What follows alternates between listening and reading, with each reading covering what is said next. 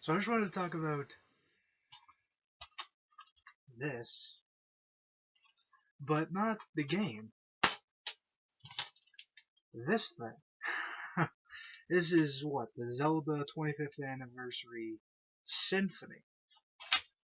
And it is absolutely wonderful. I have not listened to this before. This thing is amazing. This, oh my god. I've said before, Skyward Sword is a true, proper celebration of the 25 years of Zelda. Like, this is a true celebration.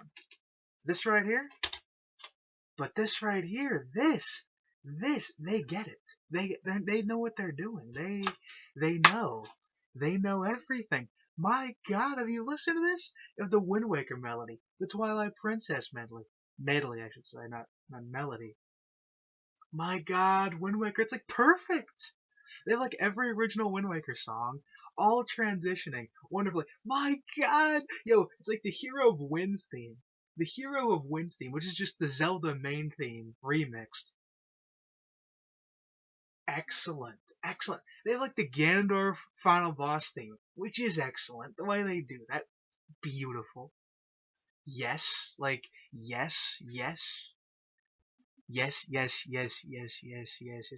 Ah, it's actually like way more hype with an actual orchestra doing it. Yeah, it's good in the game. That's great in the game. No, like, because they have some of the key Wind Waker remixes. They of course have Outside Island. Ah, as a Wind Waker man myself,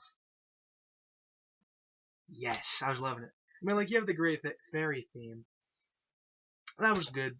That was a good one, but I honestly think the Great Fairy theme is the best in Skyward Sword. The one on the file select. I think that's actually the best Great Fairy theme in the entire series. Bring on the hate, N64 lovers, but that's my opinion. Just like I think how the Skyward Sword version of Zelda's Lullaby is the best version in the series. I know there's plenty of hate to go around, and whatever. Like, that's my opinion there.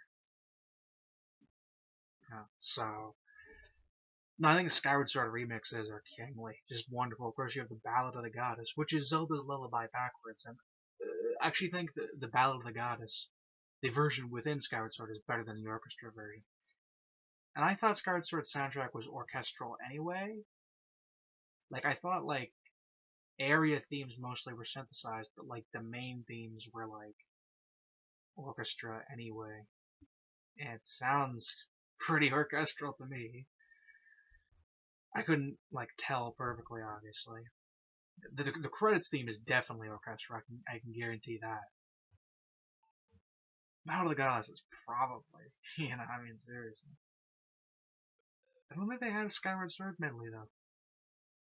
I mean, it might say on this. Wow. I wouldn't know at the moment.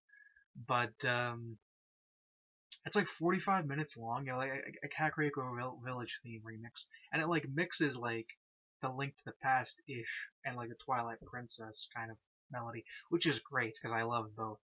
I think the Twilight Princess is actually a very underrated version. That used to be my favorite Kakariko Village theme for a really long time.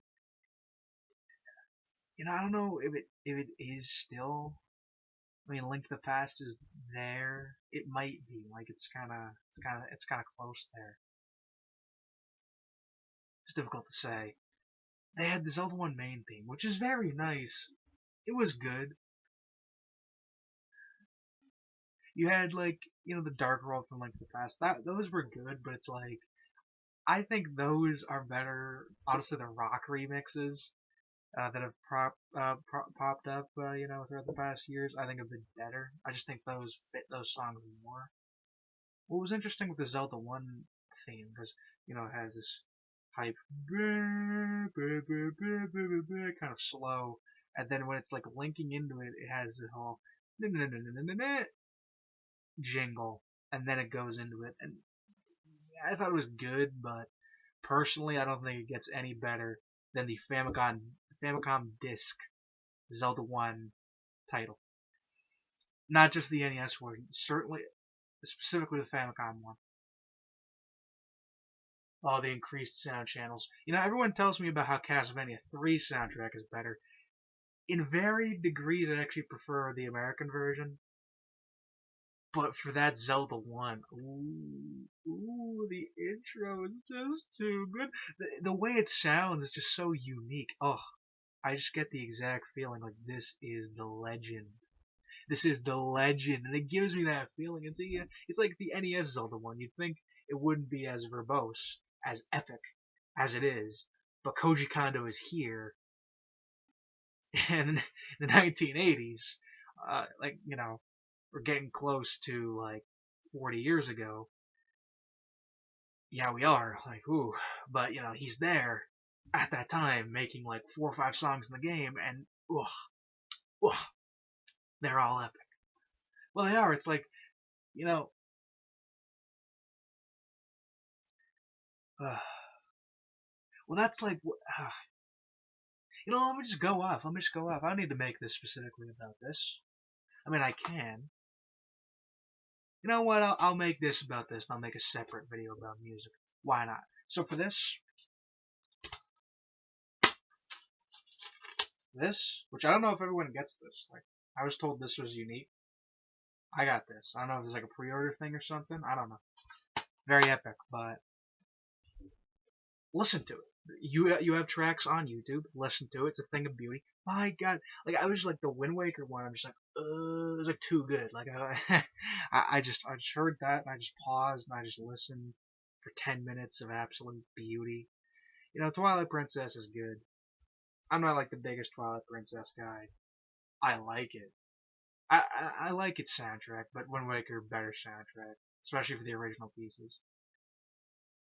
I do think Twilight Princess has better dungeon themes because I do think Wind Waker is very atmospheric with its dungeon themes, as was Majora's Mask and Oot. All of them were atmospheric, and there was like some variance within that, like really just Stone Tower Temple. And I really like Great Bay, but it's atmospheric as well. I like the like metallic clanging of it and the kind of sound. It honestly kind of reminds me of like a frog to an extent. To an extent. And it just sounds so unique to me.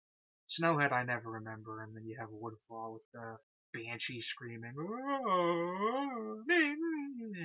No, not the biggest fan. Stone Tower is, of course, too good.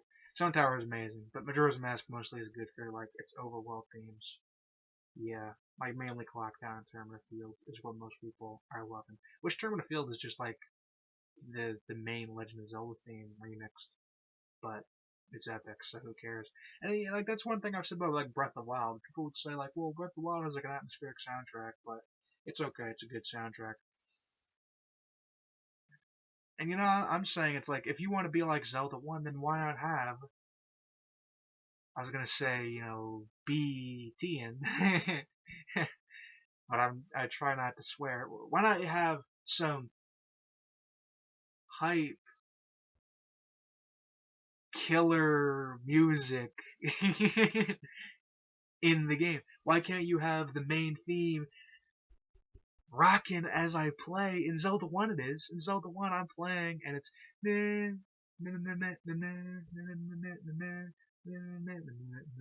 like it's pure Zelda.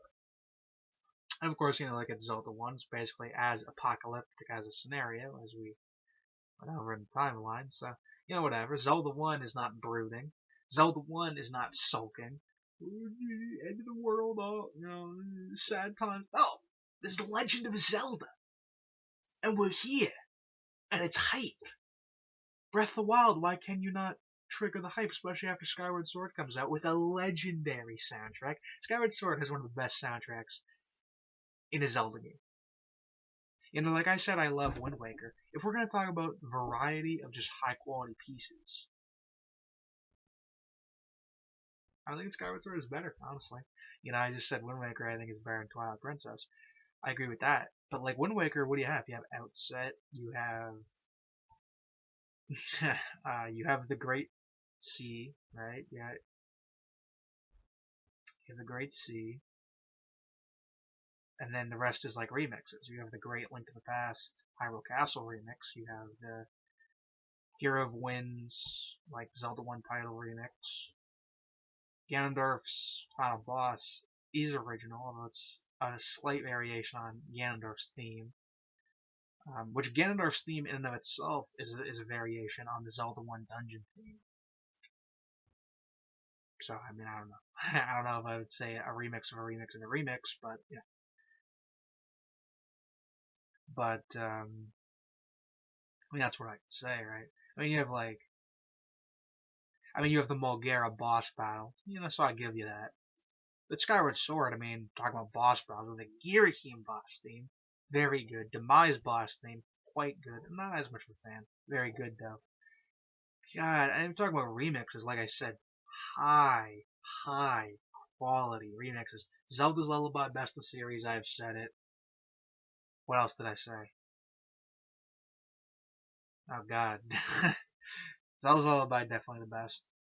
Oh, yeah, that's right. Ballad of the God is Zelda's Lullaby itself reversed, so I don't know if you call that a remix or whatever you call that, but amazing. That song is incredible. Gets me more hyped than ever. That one is a thing of beauty. You have, well, I mean, I'll say you have Groos's theme, and Groos's theme is epic. Groos's theme goes with everything, right? Just almost up there with the American hero himself, Guile. Groos making his name in that, legendary meme status. Groos is. Why do you think I've been putting him on my thumbnails? Groos. Groos is on that level. I need to make a video about Groos himself, because Groos is the king. Groos is one of the best characters in the entire Legend of Zelda franchise. Doesn't matter how recent he is. Doesn't matter that he doesn't have a bunch of incarnations over and over. He's the king. In fact, as far as I'm concerned, Ganondorf probably took his reincarnation from Groos, because Groos is on that level. Groos is that epic. And he is, Maybe Groos, maybe the old man in Zelda Blood is the reincarnation of Groos. Groos is like the eternal sidekick. He's always there, but you just don't know. Maybe he's just like the best character in every game. So he's like the postman of Majora's Mask. Who's the best character in Wind Waker? Maybe Tetra's probably the best character. We'll say he's like, what was it, the dude with Tetra? Like, Tetra's like wingman, basically, in Wind Waker. What was his name? Gonzo? We'll say Groos is the reincarnate of that guy. Basically, anyone who is epic, who is remembered, that is who Groos is the reincarnate of. I will say it. Because besides that, or maybe not, maybe the Legend of Groos was just limited to one tale. Sadly enough, maybe Groos was not passed down the line. Of course, would be sad. Maybe he only wanted Zelda, but he just couldn't get her. We pray for him, because Groos is on that level. It's too bad Groos was not in Breath of the Wild at the very end. Groos just showed up against Calamity Ganon, but or at least he should have been in the flashbacks. But sadly, no sacrifice. Groos is like Tingle but epic. I'm like, this is supposed to be about music. It's not supposed to be about the legend, right? So I need to calm down. I need to need to reorient. I need to redirect. So the symphony thing of beauty, like we're talking like the Final Fantasy IV Japanese symphonies, like yes, you've done well, you know what you're doing, yes. Koji Kondo in there conducting, yes. I'll say no more than that on the matter of the symphony. We'll just make this about symphony. So yeah, symphony, highly recommend it. I've been ranting, whatever. Groos is epic, the symphony's epic, Tingle is epic. All of those things, pursue them. Within your time, pursue them. Thank you. Goodbye. Spaghetti King out. Goodbye.